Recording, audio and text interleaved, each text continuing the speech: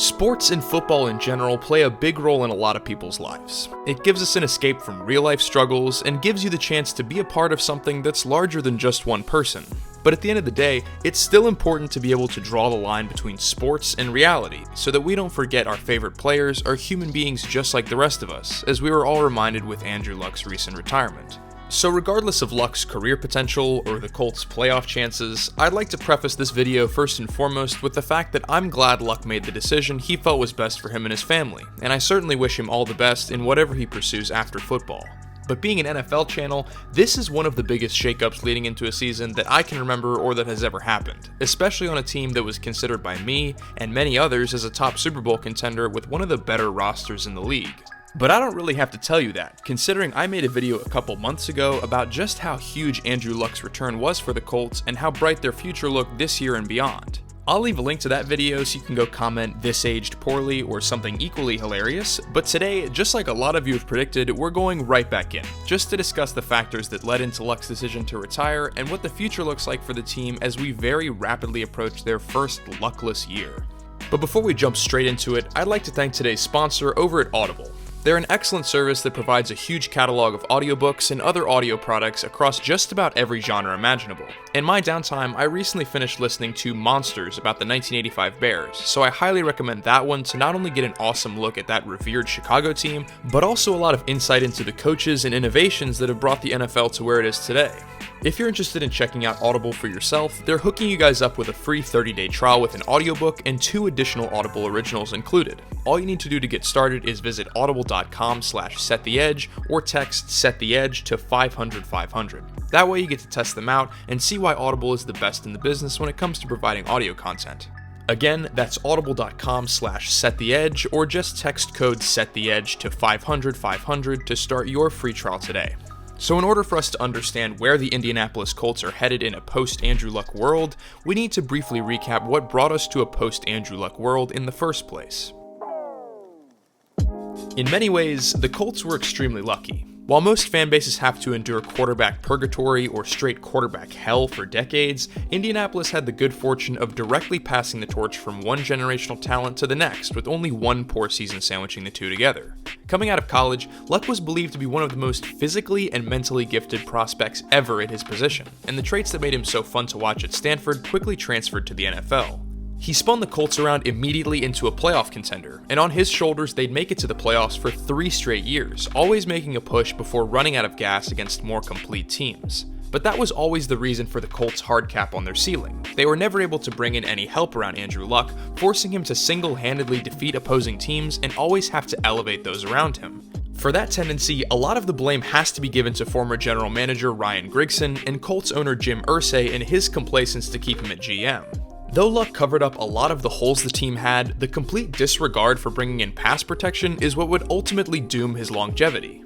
Between 2012 and 2015 in his first 4 seasons in the league, Luck was hit more than any other quarterback. And what did the Colts front office do in that time? They drafted just 3 offensive linemen before the 7th round, neglecting to address their clearest team need solely because they thought they could get away with it. Now that we've got hindsight and Andrew Luck to tell us, we know that they couldn't get away with it, and over the following 3 years of his career, he'd be forced to miss 26 games due to a plethora of injuries ranging from a torn abdomen, a concussion, a lacerated kidney, a torn labrum in his throwing shoulder, and this recent high ankle injury that proved to be the straw that broke the camel's back. If Andrew Luck chooses to never play another snap of football, that's a completely reasonable decision, and its consequences will rest entirely on the organization that waited until that laundry list of injuries already existed to try and do something about it. It's certainly sad and unfortunate timing for Colts fans, who are right to be excited that their team had finally gotten everything in place, from coaching staff to a promising defense to a top 5 offensive line.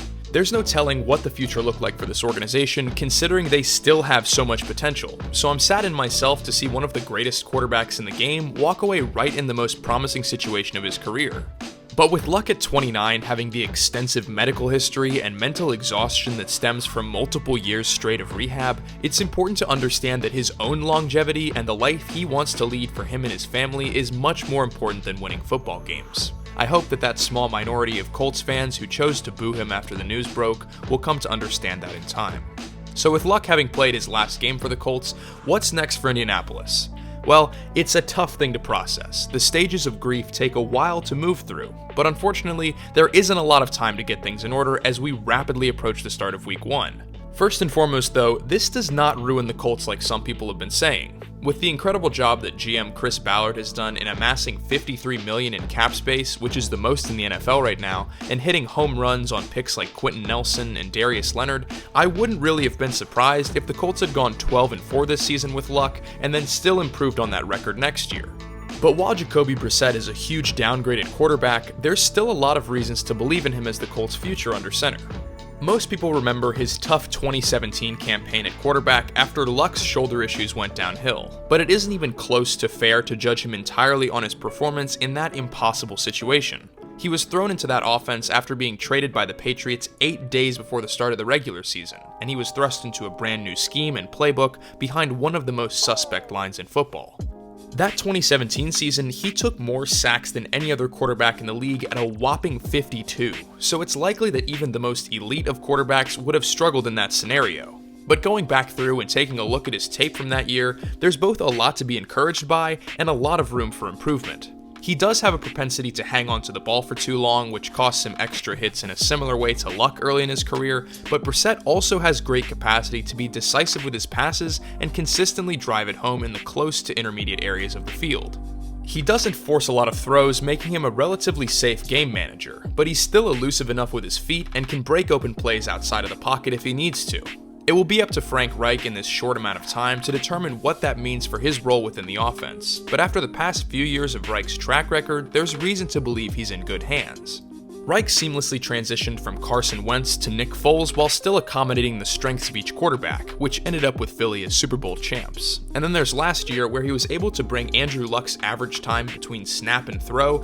down from 2.88 seconds in 2016 all the way to 2.63 seconds this past 2018 season. That's a jump from third slowest release in the league to sixth fastest, a product of creating quick reads to protect the quarterback from unnecessary hits a la Tom Brady in the Pats offense. Reich has an excellent ability to play to the strengths of his quarterbacks, and I'm confident that we'll see a system that takes some of the pressure off of Brissett to get him in rhythm with underneath throws, and then give him the confidence to take a shot downfield at T.Y. Hilton or their newest weapon in rookie Paris Campbell. Even in considering Brissett's affinity for the short game, it certainly doesn't hurt that he has one of the better tight end duos in the league with Eric Ebron and Jack Doyle. So considering he's still behind a truly elite offensive line, has a great coach, a solid run game, and is already a well-respected leader in that locker room, I think there's too many people that are already writing the Colts offense off this year. There's no doubt that the loss of Luck is a huge blow to the morale of this team, so for what it's worth, I'll definitely be rooting for them a little extra to come out of this situation as a stronger group because of all of this.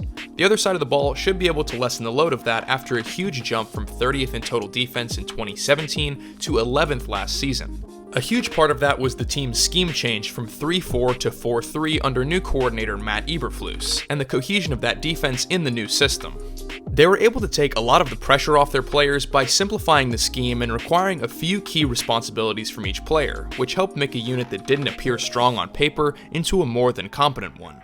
Now this offseason, they've emphasized bolstering that already strong defense with first-round pick Rock Ya-Sin at cornerback and then edge rusher Ben Banogu drafted in the second round, who will hope to solidify the rush that the team has been seeking. And speaking of improving the rush, they also signed Justin Houston this offseason, who will no doubt make a huge impact in getting to the quarterback and providing additional help to an already strong secondary. Their linebacking core, now led by Anthony Walker and All-Pro Darius Leonard, is also as strong as ever. So just skimming through their depth chart, you can see that there's not a lot of holes on the roster, and even with the crushing blow that is the loss of Andrew Luck, there is still a lot of optimism to be found for the Colts. The AFC South looks to be relatively competitive this year, and though I think this puts the Texans in great position to win the division, I wouldn't be too surprised if the Colts hang around and stay solid enough to contend for a wildcard spot depending on how well Brissett is able to step into his new role.